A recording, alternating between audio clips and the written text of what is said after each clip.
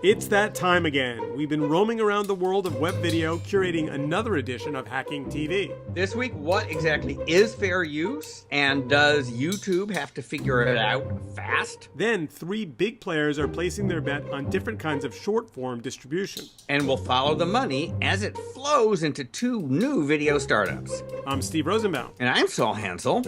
And this is Hacking TV. WTFU.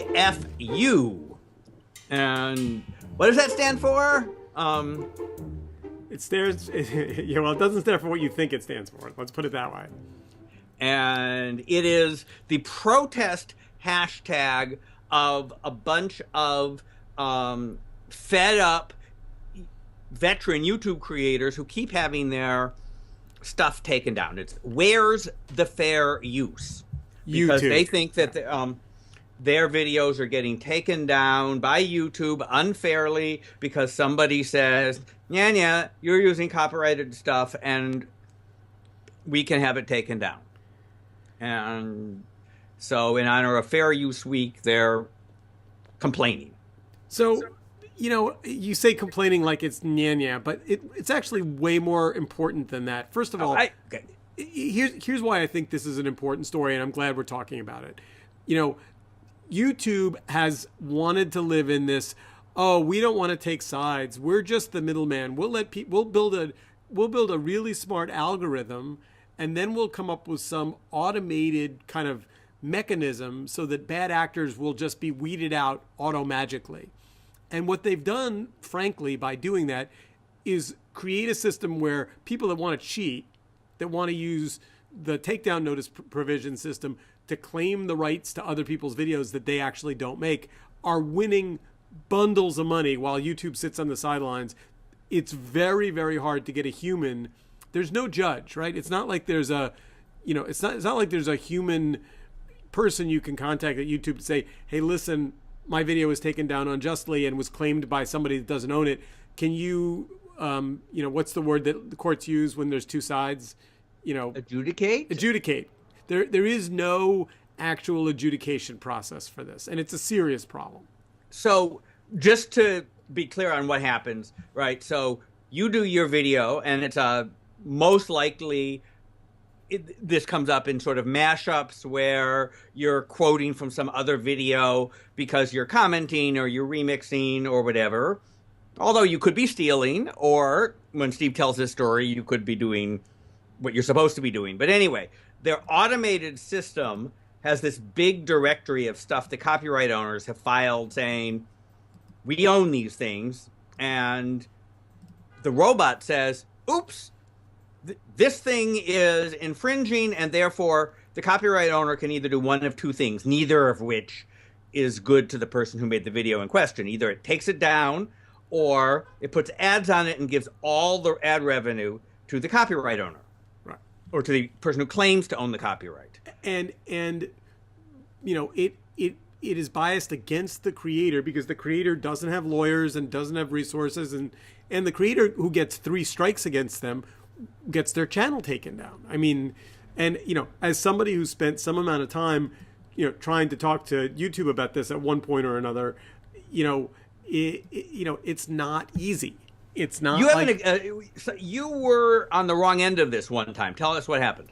So I had a film, and it got a takedown notice from a distributor, and it was film you made that I made was my film.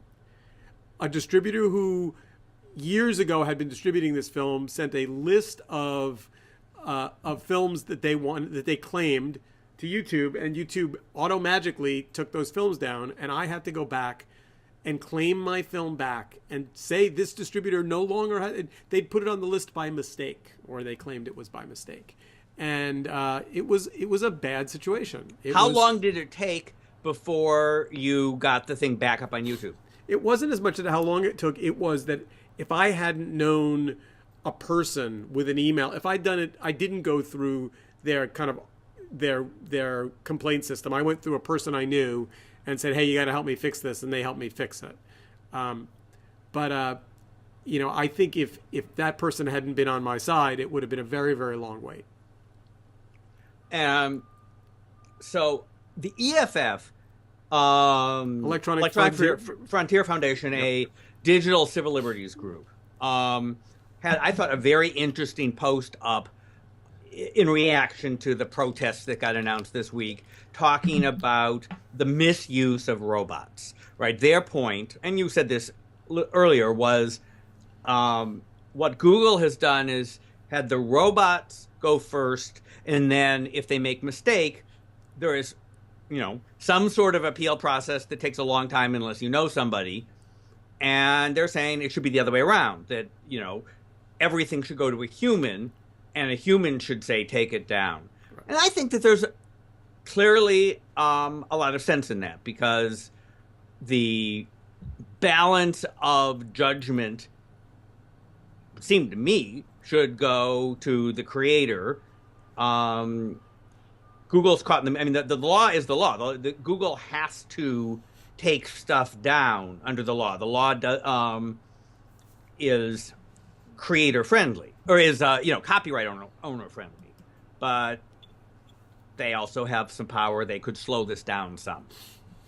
Yeah, no, and by the way, the reason why they're not going to ever put the human before the algorithm is that you're talking about a massive problem here. I mean, they get an enormous amount of video, and they're getting an enormous number of complaints and takedowns, and he said, she said, and I made it, no, you made it. And, it's probably the emotional equivalent of like being a judge in a family court battle.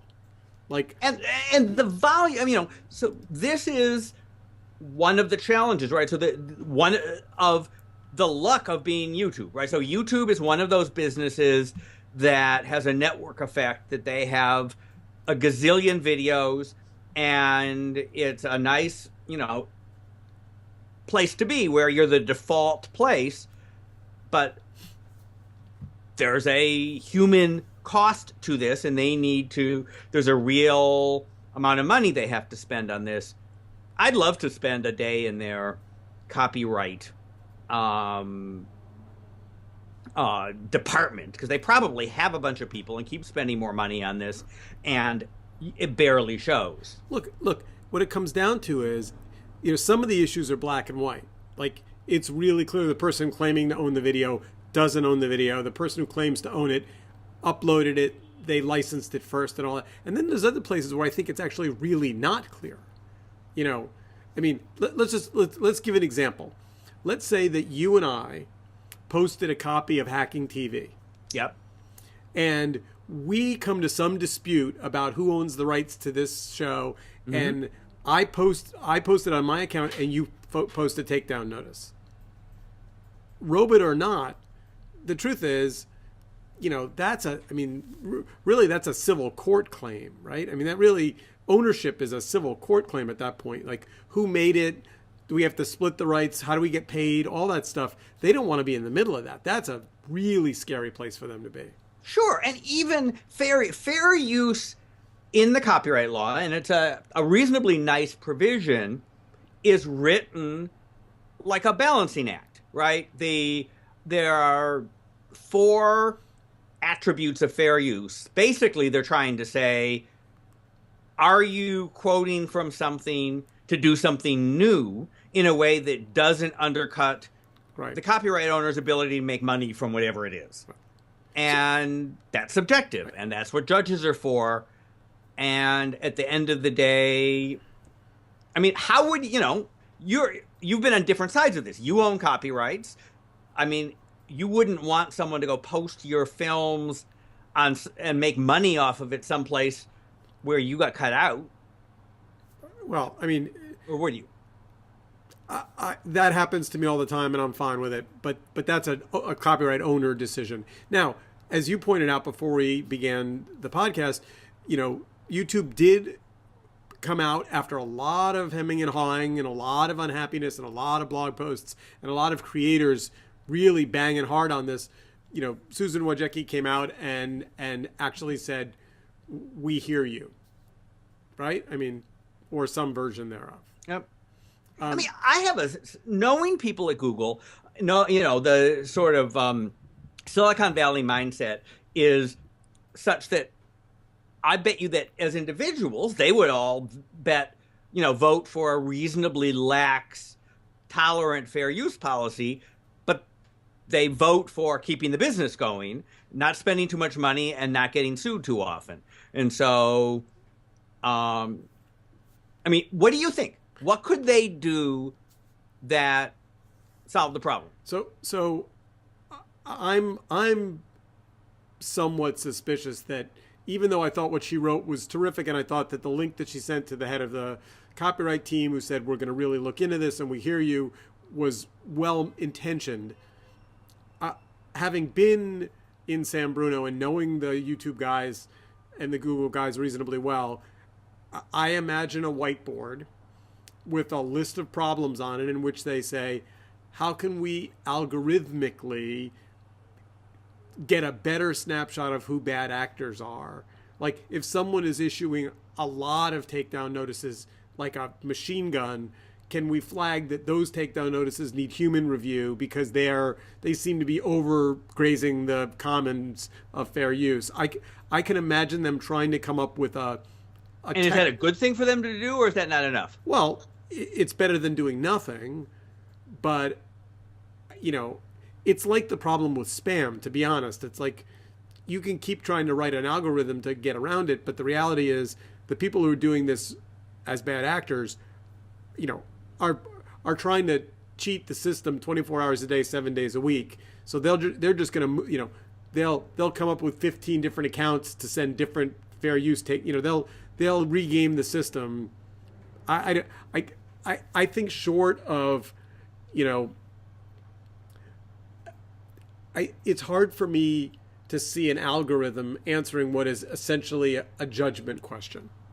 Although I've got to say that over the last decade, the spam algorithms have gotten damn good. When was the last time you had a penis enlargement pill email in your inbox? It's a personal question. I'd prefer not to answer it. All right. I can tell you, and you can make whatever inference you want from it, that it's been a long time. And, you know, every now and then I will see an email from, like, some store that I'm on a mailing list of that I don't mind seeing their sale notices in my spam email box. So the algorithm's probably a little bit too tough, but they've gotten the algorithms a hell of a lot better than anyone would have expected. Look, the reason why this story matters, and then we'll move to chapter 2, is at the end of the day, you know, Google, YouTube has a complicated problem, which is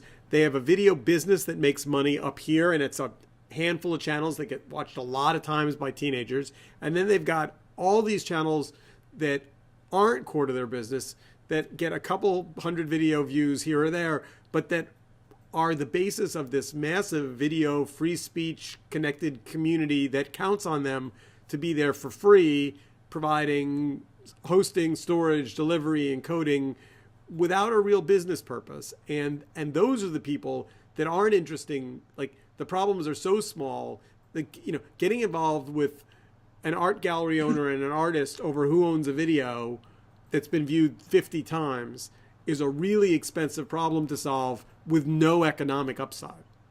I wonder if you could do crowdsourced arbitration and you somehow get some community type involvement. Maybe you pay them a little bit, maybe you don't need to get people to agree to have some human being somewhere or some little panel of 3 or 5 arbitrate. I think you should find the whiteboard in San Bruno and help them sort that out. But suffice it to say, we're going to be covering the fair use question around YouTube is not going to go away, and watching how YouTube responds to Susan's, you know, commitment to make a difference is going to be really interesting. The stuff's hard. They have a big business interest. They are a big business. I still think net, they're more likely to be a little bit closer to Don't Be Evil than, let's say, if Verizon or Time Warner had bought YouTube instead of Google. I would agree with that. All right, so okay, chapter 2. We seem to have arrived in this moment in time where everyone has fundamentally agreed that we're going to distribute video in little bites as many places as we possibly can, right? And now this news announcement that they are shutting down their website and effectively 100% of their content is now going to be distributed to 8 platforms is interesting. And although that, I don't get that except because they're trying to raise money or something, because why not let people who want to find your stuff find your stuff? And frankly, if they're lucky enough to have somebody said, I saw this great Now This News video, the website is the place that people go to cash in on any word of mouth. I think that they're doing that as a sign that nobody actually likes any Now This News videos. I mean, they did say they got 1 billion cumulative video views, so that's not nothing. But I mean, when was the last time anybody showed you a Now This News video? Showed me? Never. Or linked to it, as opposed to BuzzFeed. So you found 3 very interesting links, right? So you've got Now This News saying, never mind the website.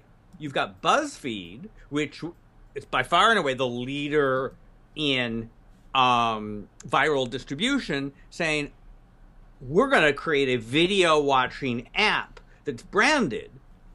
And that makes sense because they've built a brand that, they've got Z Frank doing stuff. People like their videos. People talk about their videos. And so having a branded place as one of the options makes sense for them. I can't imagine a company that is successful in this business not having a way for people to satisfy themselves when they say, I want to see the stuff made by so-and-so. Look, so far, the winner of the mobile app Olympics is Facebook. So BuzzFeed is going to put a chip on the table and say, hey, maybe there's room for number 2. Maybe, maybe Watchable and Go90 are going to nibble at it a little bit, but maybe we've got a brand among the kids and we can, jump in there and own the app video business. And by the way, the other player who hasn't yet built a video app, but you can imagine them thinking about it internally, is certainly Vice. I swear, well, they have a bunch of apps, but I don't think it's either or. Right? Think about The Onion, who's been doing both video and text for a long time. Boy, their stuff is viral friendly, right? If you see an Onion thing you like, be it video or text, you share it. So, but because they've built a brand that stands for something, some amount of times, more than 0, people want to type theonion.com or pull up The Onion. I don't think it's... The Onion, which, by the way, is now owned by Univision. Right. Which is fascinating and smart for Univision. I guess. I mean, is The Onion in Spanish? I do not know. And I don't.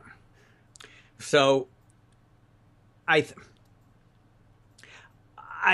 mean,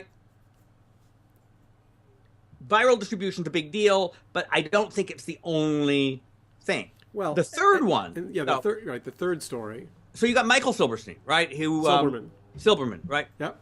Who is exceedingly smart and runs digital for New York Magazine, which is exceedingly smart. It's a privately held company, and they only do things that matter. And he basically says, I've been going light on video for the last 10 years, and I've started to see an uptick in this short clip video, so we're going to invest in it. That means a lot because he's not doing it for an IPO. He's not doing it because all the cool kids are doing it. He's doing it because they can invest $100 and make $150. But to be clear, if you believe Digiday, and I do, he's saying we're going to invest in Facebook video. Okay. But is he saying he's not going to put it in his other, Well, no, but for him to say Facebook video is interesting, and in the spirit of full disclosure, I know Michael well, and we do some work with them on their video side. So but I'm not sharing anything that's proprietary in this conversation. What interests me about anybody saying that they're going to put chips on the Facebook video play is that Facebook has not been very transparent about how they plan to compensate publishers. Now, that might change. Facebook had an interesting announcement last week about a new ad format. And one of the things that's interesting about what they're doing is they're not pre-roll focused, right? They're not saying to advertisers, go buy an ad on pre-roll in front of some viral video. They're saying the stream of items that people see, text, shared stuff, professional stuff, video, will include items from advertisers. And you, advertiser, will have your 3 seconds to get someone to go click into the experience, be it just a video clip or one of these new interactive canvas ads. And I think that has a lot of potential for making people less annoyed, right? If you only watch the video, if you're interested, that pays for a lot. Now, but unclear if you're the maker of the content that's 1 unit above that or 2 units above that or 3 units below that, how you get paid. That's a very fine. I don't actually know the answer. Can you go to an ad network and put, or otherwise sell your own pre-roll? Nope. You can't sell pre-roll. So there is, right today on Facebook, you are giving it to them for free and there's no way to make money on it? I'm not inside that transaction, so maybe, Michael and others have negotiated some secret economic relationship that I don't understand. But, from the outside looking in, there appears to be, and they haven't announced any kind of a publisher-friendly revenue share, to your point, because there is no revenue for the video itself at the moment. That is, a solvable problem. The interesting question is pre-roll the right? So, I mean, be easy as could be for them to, sell some pre-roll and stick it in front of videos they host. But hold on, everybody hates pre-roll. But hold on, but that makes no sense, because the whole point is you're scrolling through your news feed and there's a New York Magazine video that's kind of fun, and you pause and it's already playing, right? So where does the right? So then where would it put the pre-roll? You're already in the video. You're 3 seconds in. I just don't. I mean, I think people are doing pre-roll because it is easier. I've always thought that mid-roll. Hold on, this is important. The way pre-roll works on the web is there's a image of a Donald Trump video, and you say, I want to watch that, and you click on it, and they say, oh, but before we give you that, we're going to run this ad. We run an ad, and then the video plays. Yeah. Facebook's autoplay makes that impossible. So Facebook is willing to say to people, we're big enough, make to our format if you want. So imagine this format. You make a 5-second teaser, then you have a 10-second ad, then you have whatever the payoff is. So you give people enough of a video sample to have a feel for what they're going to get. And then you pause and run an ad. And then they get what they get, or maybe it's 15 seconds free. Okay, but just for a moment. Yep. Right now, Facebook's saying, put up your videos, you'll get a lot of views, and we're not going to be clear with you. But so why? This is really interesting, and we ought to find somebody in our cabal of friends and neighbors to figure out exactly what they're offering publishers, if anything. Maybe somebody will whisper in your ear, from your secret friend list, because that would be a nice headline for us to have the answer to. Hey, I think we're up to 30 viewers on the podcast, listeners on the podcast, and many, many more on your Huffington Post page. So if somebody out there knows the answer, tell us. Hackers at Hacking TV. We'll tell you. All right. So chapter 3. Chapter 3 is the money. In our ongoing passion to follow the money, we are following the money in 2 interesting places this week. So let's talk first about John Steinberg. John Steinberg's been around the media a whole bunch, was at BuzzFeed, was at Daily Mail. He started a company that needed to be started to some degree, which is a fresh take on CNBC. And he's doing some things that are interesting. He wants to be live from the New York Stock Exchange, which I think is starting out getting in a hole because, as you've heard me say, I think live, particularly live news, is deadly and is what kills news. And the New York Stock Exchange is a myth. So if you're going to be in the new transparent world, you know, you're starting out lying by claiming that being at the floor of the New York Stock Exchange means anything, right? And if the first thing you do is lie to your audience, you're digging out of a hole. You mean because it's all computerized and really the floor is a made up fiction, right? It's just, I mean, I would like to believe that in the new age of authentic video, you know, all this stuff that the TV industry did that's not necessary, that's sort of showy, but to no communicative purpose, like B-roll, like live from someplace where you don't need to be live because nothing's happening there, goes out the window. We can't afford it anymore because you have to get the cost per minute of video way down.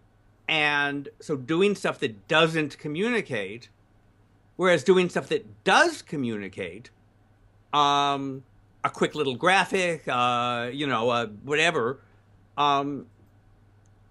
is worth spending your money on. And so he's raised $4 million to launch Cheddar, and his gamble is that young people want financial news; they're just not getting it in a package they like. Is that right? Yeah, he has another thing that he says that I think is very smart in the short run, which is he's saying, we're not worried about advertising right now. We think that we can get paid by the Go90s and the Watchables of the world, right? So if there are new kids in town with big checkbooks that want content, right, why not sell to them? I mean, I don't know if it's a long-term business, but, you know, it'll get you to the next level. And you could make an argument that BuzzFeed, you know, made its money because they were in the social media moment of time, and that helped propel them. Right now, we are in the sort of Empire tries to strike back era. And so hit your start of that. Don't know if that's going to work, but it's interesting. You know, I think I'm a fan of anybody that's launching a new content service. I think some of them will work, some of them won't. Some of it will turn out to be they pick the right category. Some of they pick the right talent. Some of it'll be they get a big story and they launch really big. But I'm a fan, and I think the fact that he left the Daily Mail and is doing his own thing, bravo, well done. Makes sense. Now the other one, but he raised $4 million. The other one, which got less press, raised $18 million, which is a lot of money for a startup, by the way, on top of a $4 million seed round. So these guys have $22 million in the bank. ATTN. Attention Have you heard of them Inc. before this week? What? Have you heard of them before this week? Not a peep, not a word. I haven't heard of them. I mean, you know, they got a little bit of press out of $24 million raise, but no, I have not heard of them. And I don't remember who actually put up $18 million. So it's a funny list here. It's at the bottom of this article. Evolution Media Partners, participation from Mark Rowan, RTS Ventures, Paul Watcher, Main Street Advisors, Seacrest Global, Cash Warren, and Ross Levinson. Well, we know Ross. Ross is smart. I mean, so this is an outfit that claims to be a liberal, skewed millennium thing in the news source in the mold of old HuffPost, Vice, and the Young Turks. That's a nice market, I guess, and it's not a virgin territory. Young Turks, all those guys are doing reasonably well. All I'll say is this. $24 million is enough money that clearly they said something right, because anybody can raise a couple $1 million here or there in a space, but that's enough capital to actually give them some running room, and and they're doing it during a election season, so theoretically, I mean, Huffington rode that horse to great success. We'll see if they do anything interesting. I looked at their site; it was very text heavy so far. I couldn't quite find any videos that were more than just B-roll. But that's what the $24 million is for. So we'll see if they do anything. And with that, we have hacked our way through another half hour, a fabulous half hour. Talked about all of our friends, and stay tuned for the week ahead. There's a lot going on. I'm going to be going to a couple of conferences, but I'll be able to tell you more about next week. Anything you're looking forward to?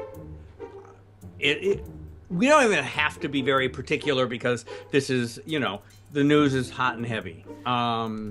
Indeed it is. So I will see you next week, and hack on. Keep on hacking.